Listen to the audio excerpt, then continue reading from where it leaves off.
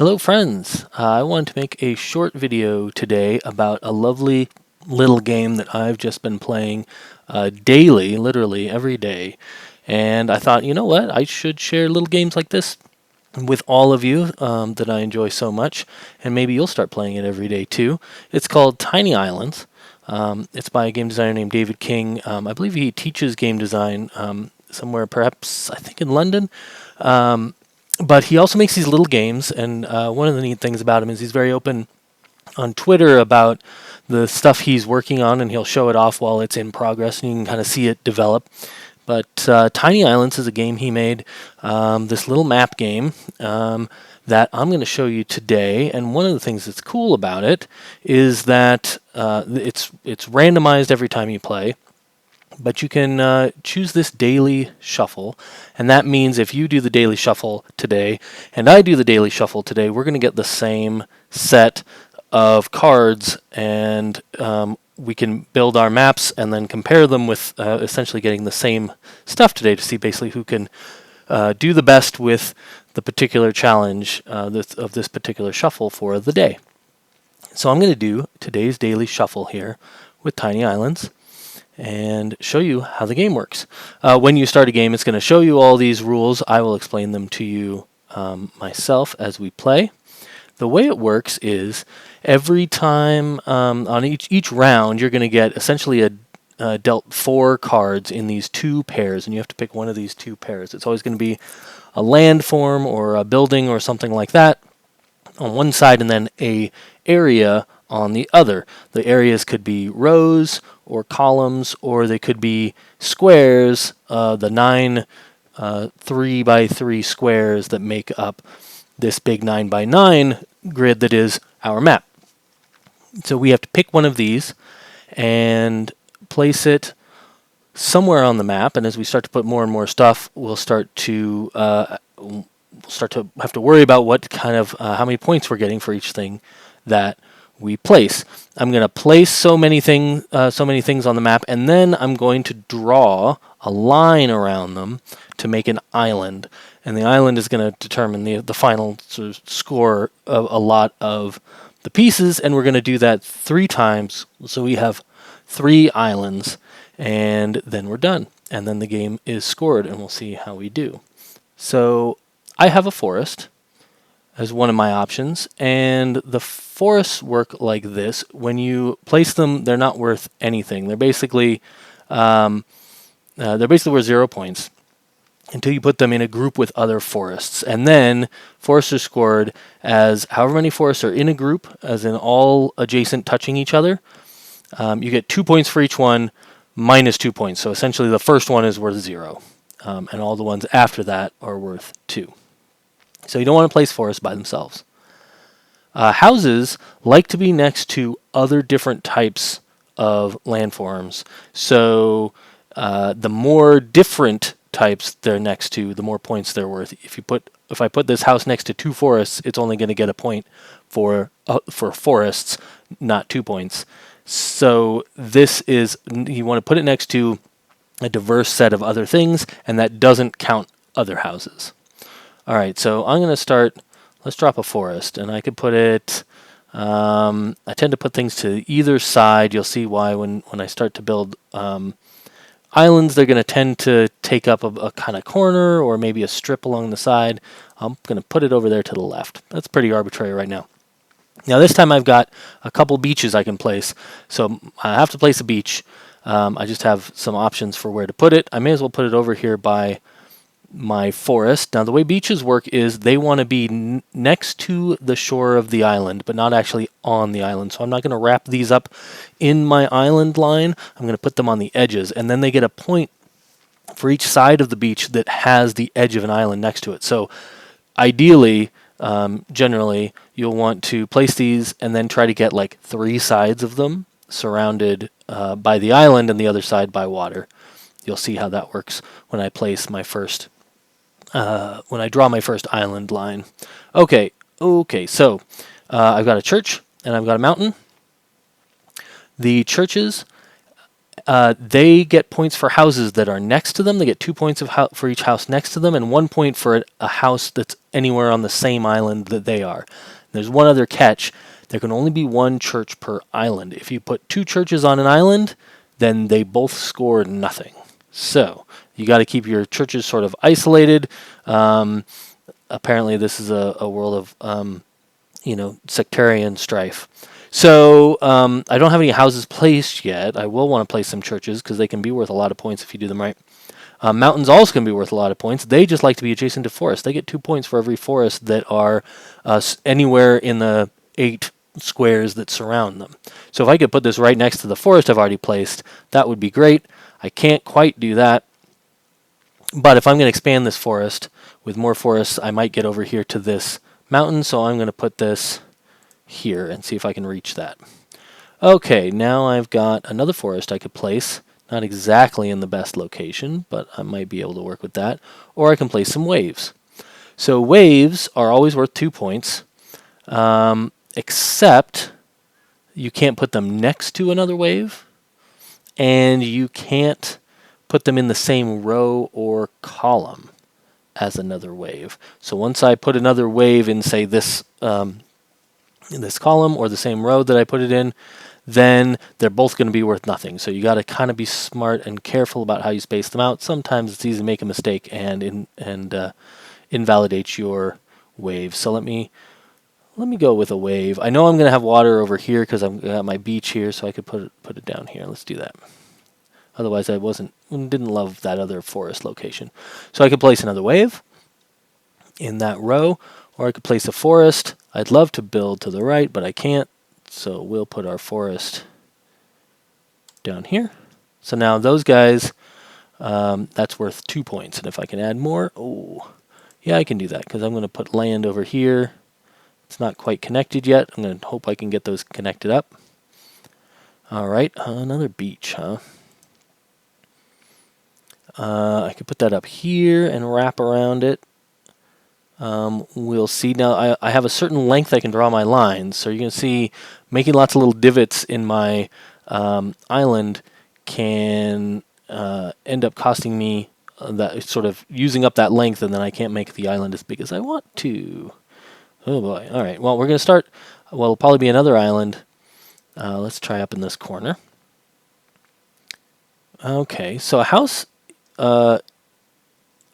here would not be terrible because you notice it's next to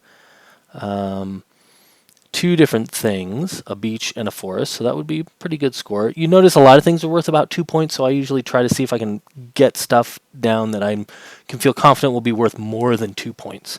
And there's a good chance I could place something else next to this house and end up getting 3 points out of it. That would be good.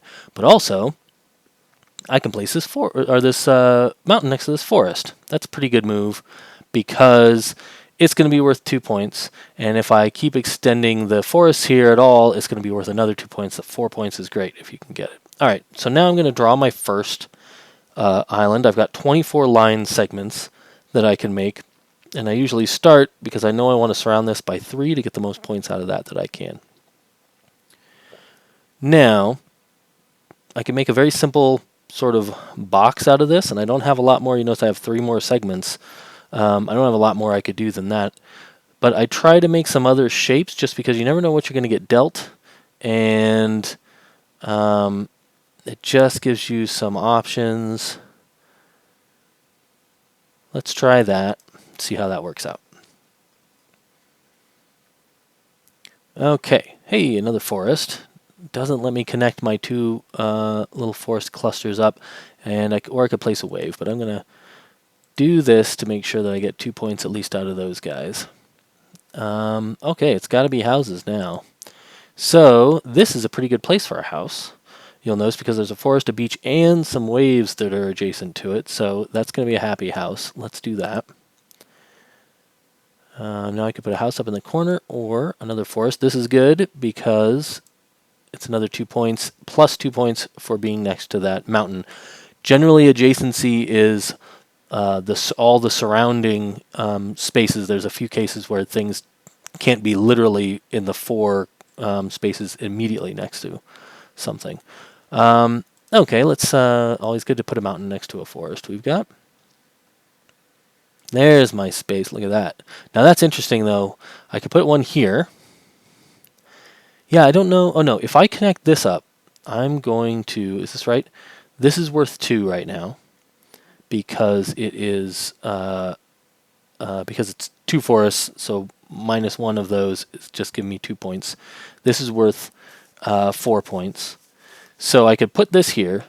That gives me 2 more points because it's next to the mountain, and 2 more points in that forest. So that'd be 6 points, 8 points total. Plus this gets an extra 2 points, is already getting 2 points. But if I do this, I think that's better to connect them all together. And now I'm only subtracting one of these away from the group instead of 2 as 2 separate groups. If that makes sense. Maybe it doesn't. That's okay. Now we've got to place a beach. So I'd get 2 points for a beach here, which isn't bad. That's, like I say, kind of the default. I could put this one up here, but I can't wrap around it. See, I can't build islands that would touch each other. The island lines can't touch each other, so I can't wrap this one the way I wrapped this guy here around on 3 sides. So this is probably pretty good. Let's just do this for 2 points.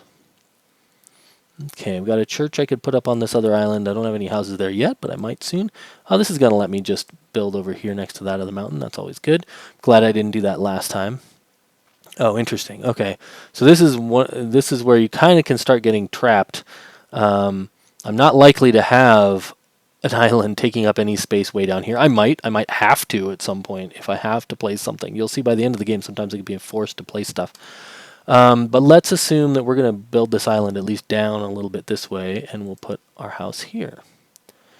And then we could extend this way. This is worth 2 points because it's close to the mountain, but the forest isn't worth anything. This would just be another 2 points, or this is another 2 points. Let's do that. Okay, now I've got to build this island and try to figure out what size and shape would be best for me here. I'm going to put a little notch there, just on the off chance I get a beach that I can place in that kind of space. That's just a guess. And we'll wrap that up. Okay, I'm going to get to place one more island. It's actually, I'm going to place fewer. This tells me I'm going to place 8 more things, and then I'm going to do one more drawing of a line. Okay, ships. We haven't seen ships yet. That probably means I'm going to get a bunch of ships here at the end of the game. Ships, or boats, I think they're called, boats, they like to be far away from islands and far away from other boats. So if I could, I would put one in this corner right here, because it's going to measure out how far it is to the first island or to another boat. And so I want to kind of isolate them, and usually the corners are good places to do that. This is not a great boat. I could put it down here. I could put it up here, but it's going to be immediately adjacent to an island. Down at the very bottom here, I think I might get 2 points out of it. But hey, look, forests. Forests are always good, especially in my big forest down here. Gives it 2 points for that. Ah, and here's a ship. Let me make sure. Yeah, so this island, this beach is not going to do me a whole lot of good because I could put it here and get 1 point out of it. But boat up here is pretty darn good. That might be 3 or 4 points, I think. I can never figure out how those are scored. Now that does mean if I'm gonna make one more island, I don't want to put it up here, which is the obvious place to put it. It means I'm probably building my last island down here, just a little one. Sometimes I don't put anything on my last island because it's just not worth any points. I can build everything on my first 2 islands. All right. So I could put like a church down here on this new island and hope that I get some houses to put around it, which is possible, but this is better. A mountain here will give me points for those 2 forests again. All right, I could drop down another house. This isn't bad. That's 2 points. Remember, houses don't count next to other houses, but the mountain and the forest would give me 2 points for that house. Okay. And my other option is a mountain over here in this column that I just can't place anything in. So, this is better than up here because I could place something down here that might give me 1 more point, like a church right here would be fantastic. I don't know if I'm going to get it. Waves. Yeah, this is a pretty good opportunity for waves because I can put it next to this house. And I just want to make sure I'm not in a column or too close to another wave, but I'm not here. More waves. I can't place this guy at all, or else I'll invalidate the one I just placed.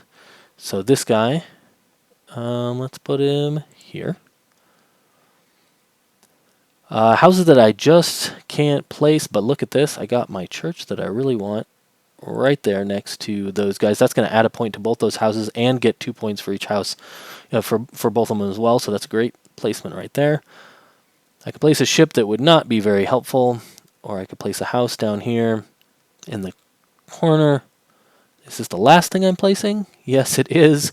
So it's not going to be worth any points, but I can wrap that up. I can make it a little bigger. I can make it whatever shape. Now this isn't going to matter. That's fun. We'll do that, and we're done. So I got 4 points for that. Now this is scoring. I got 4 points for that ship. It's now counting up all the... Oh, did I do that? Look what I did, guys. Look what I did.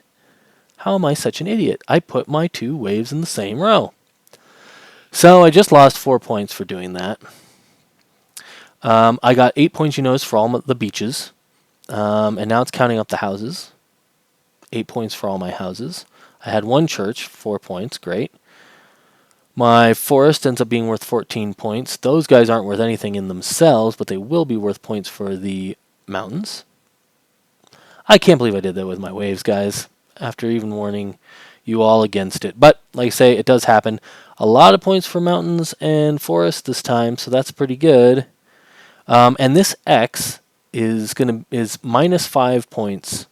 Anytime you place something in that should be on an island and it ends up in the water, or something that should be on the water and it ends up on the land. So if I place waves inside my island or a beach inside my island, or if I put a mountain out in the ocean, and sometimes, rarely, you're sort of forced to. By the end of the game, you have your island sort of laid out, and then you just get this one placement that you just can't find any other place to put.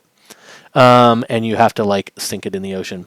So that does happen. I got 56 points. That is an okay score. It would have been 60, which is kind of what I consider like, hey, that's a decent score. If I can break 60, I did okay.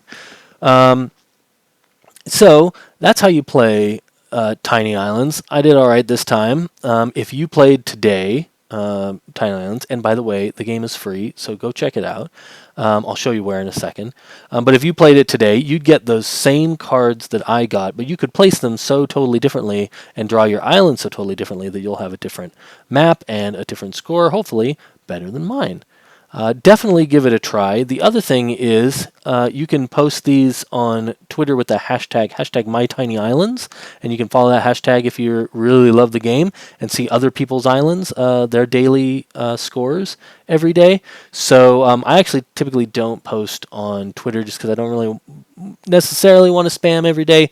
I have a little community that I share my daily plays with, and that's a lot of fun. So find some folks to play along with, but absolutely, if you want, post your scores on Twitter and tag me in it so I can see that you're playing Tiny Islands. I really want people to play little joyful games like this. I just think it's really fantastic.